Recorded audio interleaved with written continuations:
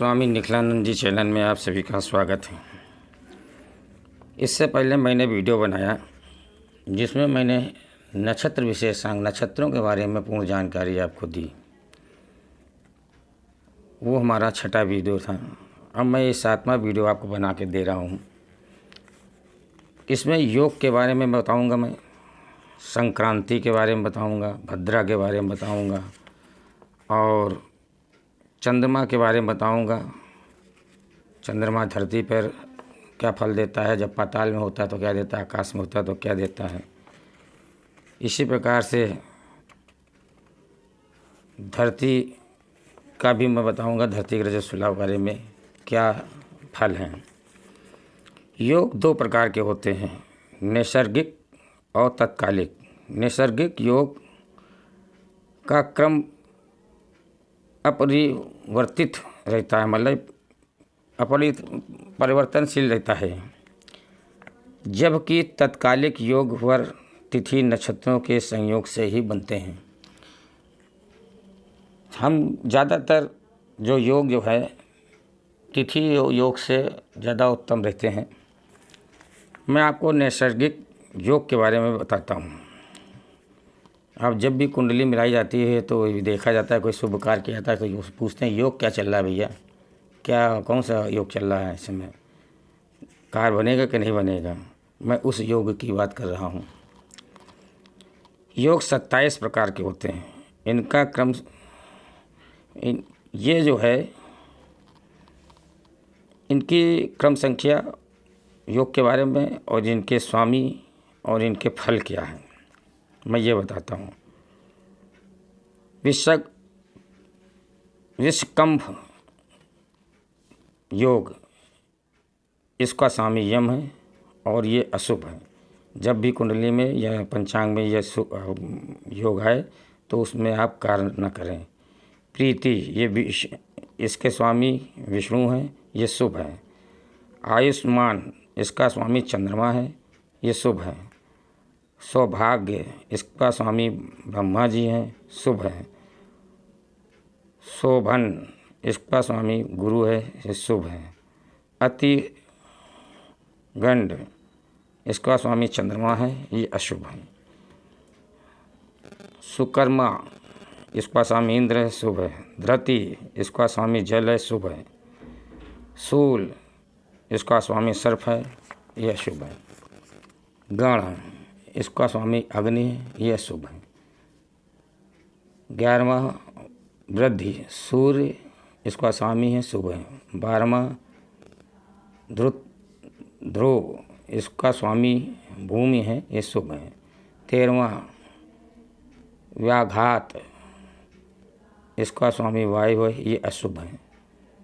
14वां हर्षण, इसका स्वामी भग है, ये शुभ है। 15वां वज्र, इसका स्वामी वरुण है, ये अशुभ है। 16वां सिद्धि, इसका स्वामी गणेश है, ये शुभ है। 17वां व्यातिपात, इसका स्वामी रुद्र, अशुभ है। 18वां रवियान, इसका स्वामी वरियान। 18वां वरियान, इसका स्वामी कुबेर है, ये शुभ है। 19वां परिघ, इसका स्वामी विश्वकर्मा है, ये अशुभ है। 19वां परिघ, इसका स्वामी विश्वकर्मा है और यह शुभ है। 20वां शिव, इसका स्वामी मित्र है, शुभ है। सिद्ध, 21वां सिद्ध कार्तिकेय, इसका स्वामी कार्तिकेय है और ये शुभ है। 22वां साध्य, इसका स्वामी सावित्री है, ये शुभ है। 23वां शुभ, इसके स्वामी लक्ष्मी हैं, शुभ है। 24वां शुक्ल, इसके स्वामी पार्वती हैं, शुभ है। 25वां ब्रह्म, इसका स्वामी अश्विनी कुमार हैं, शुभ है। ऐन्द्र, 26वां ऐन्द्र, इसका स्वामी पितर हैं और ये अशुभ है। वैधृति, 27वां वैधृति द्वितीय इसकी स्वामी है और ये अशुभ है। ये मैंने इनको आपको 27 नक्षत्र 27 योग बताए, 27 योग के स्वामी बताए और उनके फल बताए, ये शुभ है कि अशुभ। अगर ये योग आते हैं आपके सामने तो इनमें मैंने बताया कि इनमें काम करना चाहिए कि नहीं करना। अशुभ है तो नहीं करें, शुभ है तो करें। व्यातिपात अत्यंत ही दुष्कर उपद्रवकारी योग है, समस्त मंगलकारी इसमें नहीं करने चाहिए, निषेध रहते हैं। वैधृति, यह भी व्यातिपात की ही तरीके से अशुभ विघ्न कारक है, इसमें भी जो है आपको कार्य नहीं करना चाहिए। उसी प्रकार से परिघ, योग का पूर्वार्थ, परिघ का जो पूर्वार्थ यानी स्टार्टिंग है ये अशुभ है, बाकी उत्तरार्थ इसका सही है। विस्कंभ की प्रथम 3 घटी ये अशुभ है।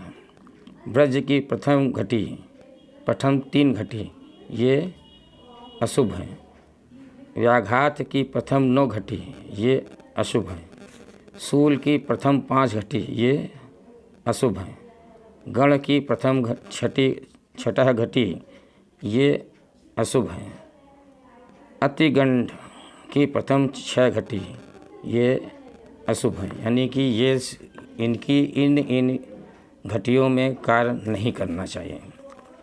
यदि किसी दिन वैधृति, व्यातिपात, भद्रा या कोई अशुभ योग हो, पर उसी दिन यदि अमृत योग भी बन जाता है कभी कभी, तो अमृत योग इन सब के दोष को हर लेता है। मान लीजिए कि दोपहर के 12 बजे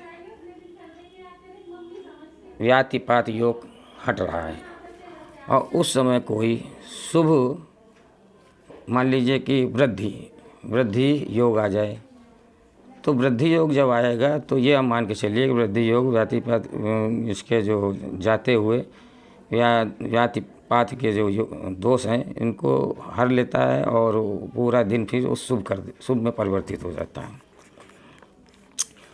भद्रा, मंगलवार, शनिवार, व्यातिपात, जन्म नक्षत्र, इनका दोष मध्याह्न के पश्चात नहीं लगता, यानी कि दोपहर के अभिजीत मुहूर्त के बाद इन सब के दोष नहीं लगते हैं।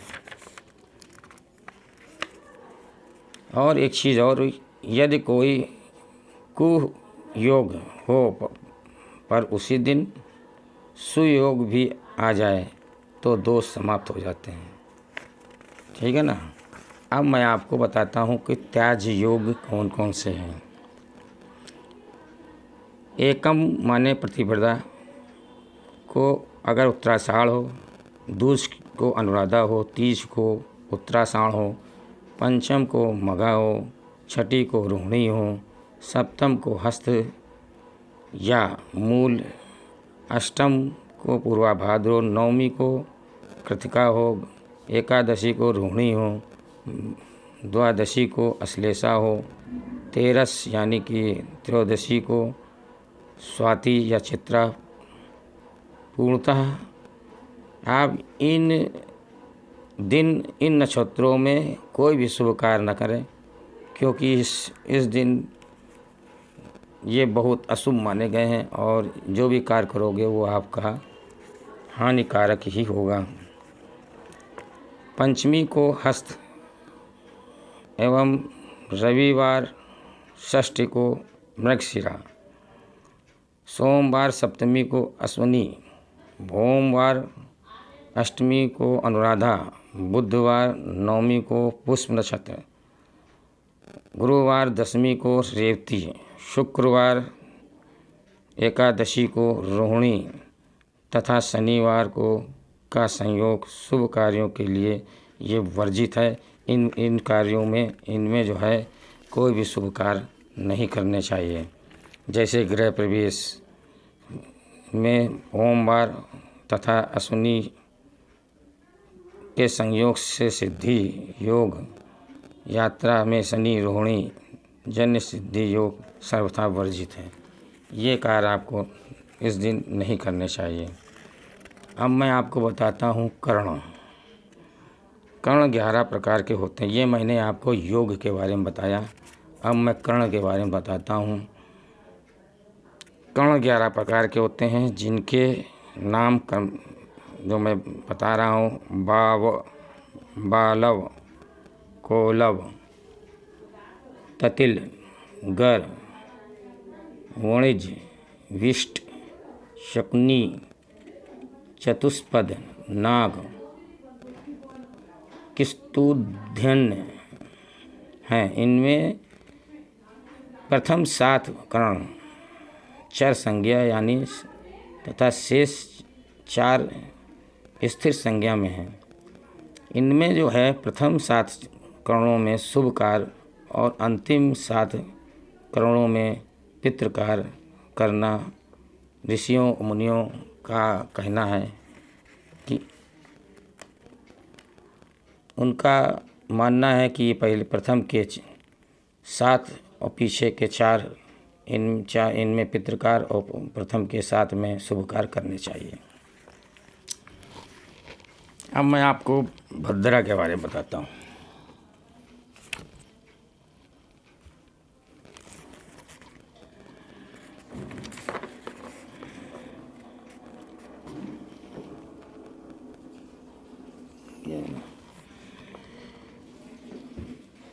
समुद्र मंथन के पश्चात समय गरल यानी कि भगवान शिव ने जब विष का पान किया था, विष पान करते समय भगवान को जो पीड़ा हुई उसकी व्याख्या कोई करना बड़ा ही कठिन है।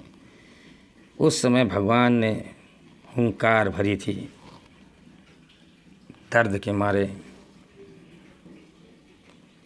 यहीं पर माता काली का उन्होंने आह्वान किया था। तो उस समय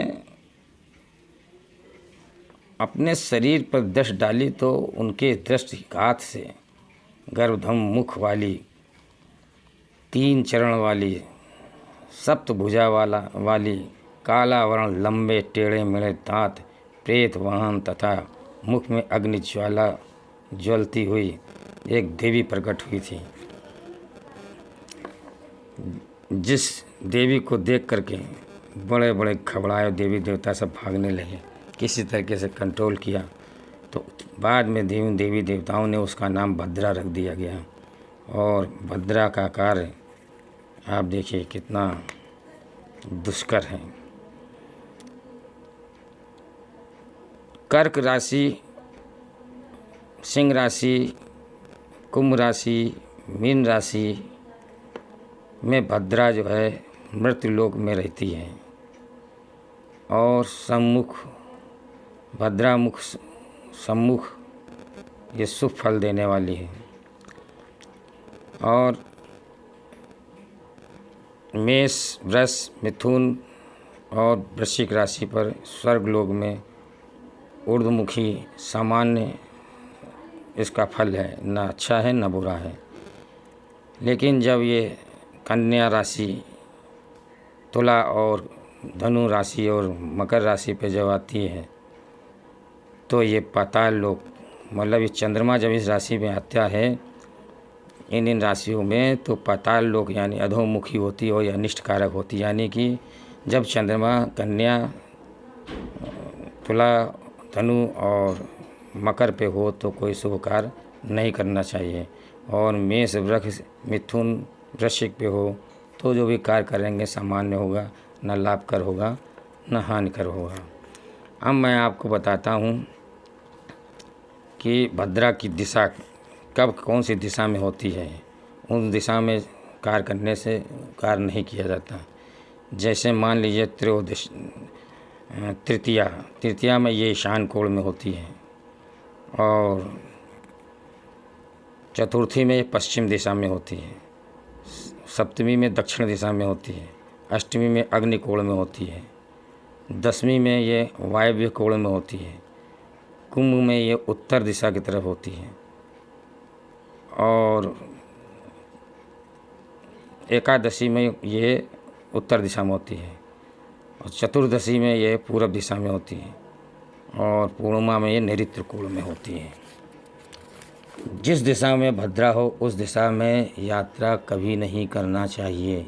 आप इस चीज़ को नोट कर लीजिए कागज़ में, अपनी डायरी में, कि इन इन दिशाओं में जब भी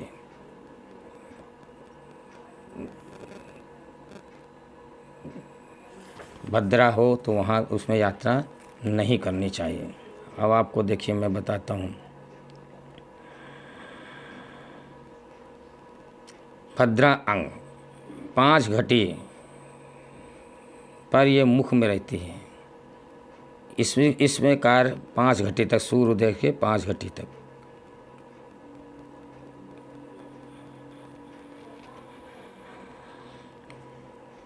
और 1 घटी तक एक गर्दन में मृत्यु, इसमें कार्य किया गया तो मृत्यु तुल्य कार्य होते हैं। 11 घटी में ये वक्ष स्थल पर होती है, द्रव नाश करती है। 4थी घटी में नाभि में एक कलह पैदा करती है। 6ठी घटी में ये कमर पे होती है, ये बुद्धिहीन कर देती है, बुद्धि का नाश कर देती है। और 3री घटी में जब ये होती है पूंछ में, तब ये कार्य सिद्धि होती है। यानी कि जब सूर्योदय हो उसके बाद की पहली 5वीं घटी, 1 घटी, तीसरी सूर्योदय से 3री घटी 1 घटी 24 मिनट की होती है। तो जब 3री घटी हो उस समय कार्य करोगे तो ये कार्य सिद्धि होगी बाकायदा। किसी में भद्रा, किसी भी घटी में अगर भद्रा है तो ये कार्य नहीं होंगे, आपके शुभ कार्य नहीं हो सकते। कृष्ण पक्ष की भद्रा को वृश्चिक की तथा शुक्ल पक्ष की भद्रा को सर्पणी कहा जाता है। यदि दिन की भद्रा रात को और रात की भद्रा दिन तक रहे तो भद्रा दोष नहीं लगता। यानी कि कोई रात को अगर भद्रा लगी है और वो दिन भर चल रही है तो उस भद्रा का दोष खत्म हो जाता है। यदि दिन की भद्रा है और रात भर चलती है तो वो दिन की उसकी भद्रा का दोष खत्म हो जाता है। यदि दिन ही दिन में है तो दोष लगता है, रात ही रात में है तो दोष लगता है। मीन संक्रांति में भद्रा दोष नहीं लगता। अगर मीन उस दिन संक्रांति मीन, जब मीन में सूर्य जा रहा हो तो दोष नहीं लगता। और मध्याह्न में भी दोष नहीं लगता। अगर रात दोपहर के 12 बजे के बाद, अभिजीत मुहूर्त के बाद, इसका दोष नहीं लगता है। ये मैंने आपको भद्रा के बारे में बताया। अब मैं आपको बता रहा हूँ जन्म राशि, मतलब राशि, जन्म राशि और नाम की राशि से क्या विचार करना चाहिए। पाणी ग्रह, संस्कार, यात्रा, मांगलिक कार्य तथा गोचर विचार में जन्म राशि चिंतनीय है। इसमें इस राशियों में इस प्रकार के कार्य देखने चाहिए जो हमारी जन्म की राशि कुंडली में है। नाम राशि, नाम राशि से देश, ग्रह, ग्राम, गृहारंभ, युद्ध, वाद विवाद, नौकर रखना, व्यापार, व्यवहारिक कार्य, दान, मंत्र सिद्धि आदि के लिए नाम राशि ही विचार करना चाहिए। ये आपको राशि के बारे में बताया कि जो भी चल कार्य हैं वो नाम से है और जो अचल है, वो जो स्थिर है कार्य, वो जन्म राशि से ही देखना चाहिए, कुंडली की राशि से देखना चाहिए। अब मैं संक्रांति यानी कि संक्रांति के बारे में बताता हूँ। एक राशि पर संक्रमण काल, सूर्य काल को संक्रांति काल कहते हैं। यानी कि जब किसी राशि में सूर्य परिवर्तित होता है तो उसको संक्रांति कहते हैं। एक वर्ष में 12 संक्रांतियाँ होती हैं। सूर्य संक्रांति के पूर्व 16 घटी और बाद में 16 घटी तक संक्रांति पुण्यकाल कहा जाता है। 16 घटी पूर्व, 16 घटी बाद तक। अब मैं आपको बता रहा हूँ कोई पुण्यकाल संक्रांतियों के। संक्रांति मेष राशि पर अगर जाती है सूर्य तो 10 घटी पूर्व एवं वृक्ष राशि पर 10 घटी पूर्व एवं 10 घटी पश्चात तक ये सूर्य मेष संक्रांति बोली जाती है। यानी कि 10 घटी पूर्व, 10 घटी पूर्व से पहले ही मेष में प्रवेश कर जाता है ये, और 10 घटी के बाद तक ही सूर्य संक्रांति होती है। वृक्ष में 16 घटी पूर्व, मिथुन में 16 घटी पश्चात, कर्क में 30 घटी पूर्व, सिंह में 16 घटी पूर्व, कन्या में 16 घटी पश्चात, तुला में 16 घटी पूर्व एवं 10 घटी पश्चात, वृश्चिक में 16 घटी पूर्व, धनु में 16 घटी पश्चात, मकर में 40 घटी पश्चात, कुंभ में 16 घटी पश्चात, मीन में 16 घटी पश्चात। सूर्य संक्रांति में दान या शुभ कार्य करना चाहिए। ये हमने आपको बताया संक्रांति कब किस घटी पर कब लगती है। ये मैंने भद्रा संक्रांति तक बताया आपको। संक्रांति अब आप अगले वीडियो में आपको चंद्रमा के बारे में बताऊंगा, क्योंकि समय न्यूनता के कारण मैं इसमें नहीं बता पा रहा। आप इस वीडियो को देखिए, सब्सक्राइब कीजिए, लाइक कीजिए, शेयर ज़रूर करिए और इसका मनन करें, अपने जीवन में उतारें। इसी हेतु मैं वीडियो बना रहा हूँ। आप बड़ी मेहनत पड़ती है वीडियो बनाने में। ऐसा नहीं है कि वीडियो सरल है बनाना, पर हमारे सनातन धर्मियों के लिए हमको ये कष्ट भी उठाना पड़े तो मैं उठाऊँगा। तो आप सब्सक्राइब कीजिए, बेल आइकन दबाइए, शेयर कीजिए, शेयर ज़रूर कीजिए। कोई इन मुहूर्तों का इंतज़ार कर रहा होगा, उसको प्राप्त होगा। और आप लाइक कीजिए, हमारे वो 4 वीडियो बस देखें। विश्व का कल्याण हो, ये जयकारा न लगाएं। सनातन धर्म का विस्तार हो, सनातन धर्म का कल्याण हो, मेरे देश का कल्याण हो, मुस्लिम पापपूंज, ये 4 वीडियो बस देखें और विश्व का कल्याण जयकारा मत लगाएं।